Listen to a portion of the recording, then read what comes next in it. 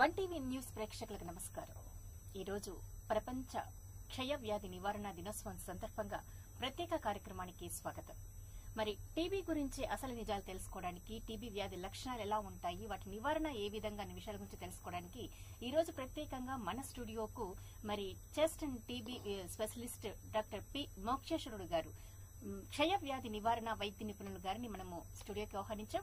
మరి వారిని అడిగి టీబీకి సంబంధించిన విషయాలను తెలుసుకుందాం. నమస్కారం అండి డాక్టర్. నమస్కారం అండి. నమస్కారం. సో మరి ఈ రోజు ప్రపంచ వ్యాప్తంగా టీబీ డే అంటే క్షయ వ్యాధి నివారణ దినోత్సవాన్ని జరుపుకుంటున్నారు. అసలు మళ్ళీ ఈ రోజుకి ప్రాముఖ్యత ఏంటంటారు? ఈరోజు మార్చి 24 ప్రపంచమంతా కూడా వరల్డ్ యాంటీ టీబీ డే లేదా క్షయ నివారణ దినోత్సవాన్ని జరుపుకుంటున్నాము. వాస్తవంగా 1882 మార్చి 24వ తేదీ రాబర్ట్ కాక్ అనే జర్మనీ శాస్త్రవేత్త క్షయవ్యాధి కారక క్రిమి మైకోబాక్టీరియం ట్యూబర్క్లోసిస్ అనే బ్యాసిలైని గుర్తించినాడు. కాబట్టి ఈ రోజును వారి యొక్క గుర్తింపుగా ప్రపంచమంతా కూడా ఈరోజు యాక్టివిటీస్ చేస్తుంది. వరల్డ్ వైడ్ అన్ని దేశాల్లో ఈ యాక్టివిటీస్ చేయడం జరుగుతుంటుంది. అంటే ప్రతి సంవత్సరం కూడా ఒక థీమ్ తో వస్తుంది అని చెప్తూ ఉంటారు కదా, మరి ఈ సంవత్సరం థీమ్ 2022 థీమ్ ఏంటంటారు? Invest and save the life of tuberculosis patients అనేది ఒకటి. అంటే ఇన్వెస్ట్ అంటే వరల్డ్ హెల్త్ ఆర్గనైజేషన్ అన్ని కంట్రీస్ కూడా ఒక సూచన ఇస్తుంది. అంటే అన్ని కంట్రీస్ కూడా మ్యాక్సిమం ఇన్వెస్ట్ చేయండి అంటే ఇన్వెస్ట్ చేసి ఫెసిలిటీస్ ప్రొవైడ్ చేయండి, త్వరగా టీబీని అరికట్టండి అనేది ఒక ఈ సంవత్సరం ఉన్న థీము. దాని ప్రకారం అందరూ కూడా ఫాలో అవుతున్నారు. ఇది ఎవరి ఇయర్ ఈ WHO వాళ్ళు ఒక థీమ్ అనేది ఇస్తుంటారు. అంటే డాక్టర్ గారు, ఇప్పుడు దాదాపుగా మీరు 4 దశాబ్దాల పాటు ఈ సర్వీసులో ఉన్నారు, వైద్య వృత్తిలో ఉన్నారు. మరి 4 దశాబ్దాల కిందట అంటే మీరు ఇప్పుడు దాదాపు రిటైర్ అయ్యే వయసు అనుకుంటాను. మరి ఈ స్టేజ్ లో గతంలో చూసినప్పటికీ ఇప్పటికి ఎన్ని మార్పులు వచ్చాయి, మరి ఏమంటారు దాని గురించి? ఇప్పుడు యాక్చువల్గా మనకు ఈ టీబీ హిస్టరీ తీసుకుంటే అంటే క్షయ అంటాం. క్షయ అంటే ఇది సాంస్క్రిట్ వర్డ్. అంటే ఒకసారి జబ్బు వచ్చిన తర్వాత క్షీణించిపోతారు, మళ్ళీ తిరిగి బాగు కాలేరు. అంటే పాత రోజుల్లో మందులు లేవు కాబట్టి చనిపోతున్నారు. అలాంటి దాన్ని క్షయ అని పేరు పెట్టడం జరిగింది. ఇది వాస్తవంగా మనం పరిశీలిస్తే 1946 కంటే ముందు టీబీకి మందులే లేవు. వచ్చిన వాళ్ళంతా కూడా ఏదో శానిటోరియంలో అడ్మిట్ చేసేవాళ్ళు, కుటుంబం నుంచి వెలివేయడము, ఊర్లో నుంచి వెలివేసేవాడు కూడా అట్లాగా తీసుకెళ్ళి పాత రోజుల్లో శానిటోరియాలని అన్ని కొండల్లో గుట్టల్లో పెట్టారు. మదనపల్లి మనకు శానిటోరియము, తర్వాత అనంతగిరి శానిటోరియము, తర్వాత వైజాగ్లో ఒక శానిటోరియం ఉంది. అక్కడ దూరంగా ప్రజలకు దూరంగా ఉంచేవాళ్ళు. అప్పుడు good food, bed rest, fresh air, మంచి ఆహారం ఇవ్వడము, బెడ్ రెస్ట్ కదలకుండా ఉండడం, ఫ్రెష్ ఎయిర్ అక్కడ ఉన్న కొండల్లో గాలి పీల్చడం. వ్యాధి నిరోధక శక్తి ఎవరైతే బాగుంటారో వాళ్ళు తిరిగి బాగా అయ్యేవాళ్ళు, జబ్బు నుంచి లేని వాళ్ళు చనిపోయేవాళ్ళు. అది పరిస్థితి. ఆ తర్వాత మనకు నేషనల్ టీబీ కంట్రోల్ ప్రోగ్రామ్ అని 1963 అప్పుడు స్టార్ట్ చేశారు. అంతకుముందు మనకు 46 ఆ ప్రాంతంలో డ్రగ్స్ ఇన్వెంట్ చేశారు. తర్వాత 76లో మంచి ఎఫెక్టివ్ మెడిసిన్ రిఫాంసిన్ అనే డ్రగ్ను ఇన్వెంట్ చేశారు. అప్పుడు ఒక మంచి రెవల్యూషన్ వచ్చేసింది. ఆ రెవల్యూషన్ రిఫాంసిన్ వల్ల టీబీ ఇంతకుముందు దాదాపు 1 year కానీ 18 months 2 years దాకా వాడేవాళ్ళు. రిఫాంసిన్ వచ్చినాక 6 monthsలో టీబీ అనేది క్యూర్ అయిపోతుంటుంది. కాబట్టి మనకు పాత రోజుల్లో వచ్చిన వాళ్ళలో దాదాపు 28-30% చనిపోయేవాళ్ళు ఇంతకుముందు మందులు లేక. మందులు ఉన్న తర్వాత కూడా మందులు లేనప్పుడు బతుకుతారో అనేది గ్యారంటీ ఉండేది కాదు. మందులు వచ్చిన తర్వాత కూడా మనకు 28-30% చనిపోయేవాళ్ళు. ఈరోజు అప్పటికి ఇప్పటి ఫెసిలిటీ చూస్తే చాలా మార్పు వచ్చేసింది. పూర్తిగా గవర్నమెంట్ సెక్టర్లో టోటల్ డెవలప్మెంట్ అంతా కూడా అన్ని ఫెసిలిటీస్, డయాగ్నోస్టిక్ ఫెసిలిటీస్ అయితేనేమి, నూక్ అండ్ కార్నర్ ఎక్కడైనా కూడా ఈవెన్ ట్రైబల్ ఏరియాలో కూడా అన్ని గవర్నమెంట్లో అన్ని పిహెచ్సిలో కానీ, తర్వాత సబ్ సెంటర్స్ ఉన్నాయి, హెల్త్ అండ్ వెల్నెస్ సెంటర్స్ ఉన్నాయి. ప్రతి చోట క్షయవ్యాధికి కావాల్సిన డయాగ్నోసిస్ కావాల్సిన ఫెసిలిటీస్, మందులు అన్నీ కూడా అవైలబిలిటీ ఉన్నాయి, దొరుకుతున్నాయి. ఈరోజు చాలా మార్పు ఉంది పాత రోజులతో కంపేర్ చేస్తే.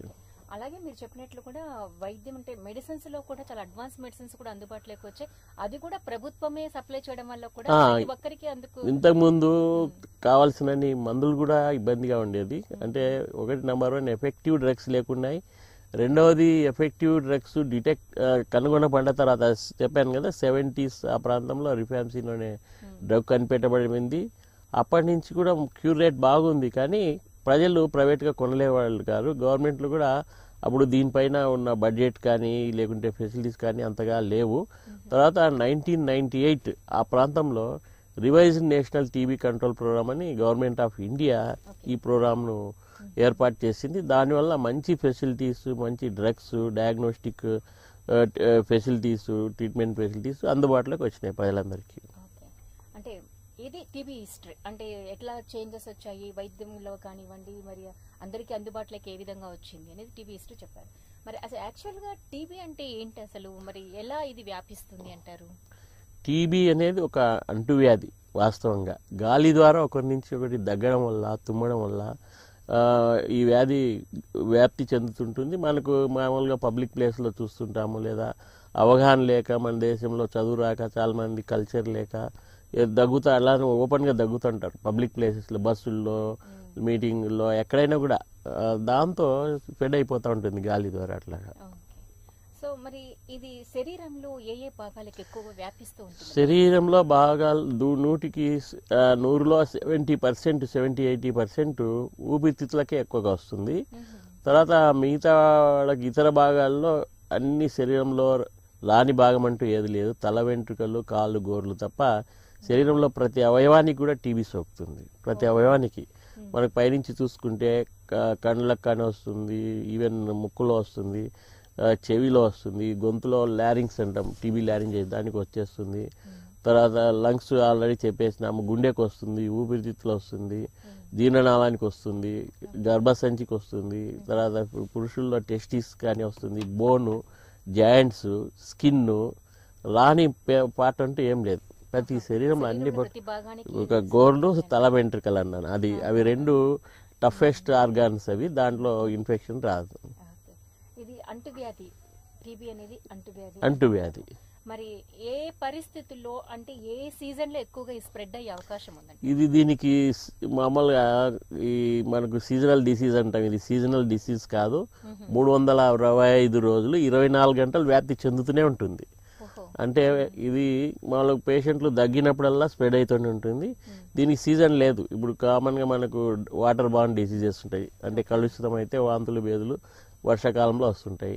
దోమలు పెరిగినప్పుడు అది చలికాలంలో, వర్షాకాలంలో వస్తుంటాయి. అవి సీజనల్ డిసీజెస్. ఇది సీజన్ కాదు. అన్ని 365 రోజులు 24 గంటలు, అది కూడా పగులు రాత్రి తేడా లేదు.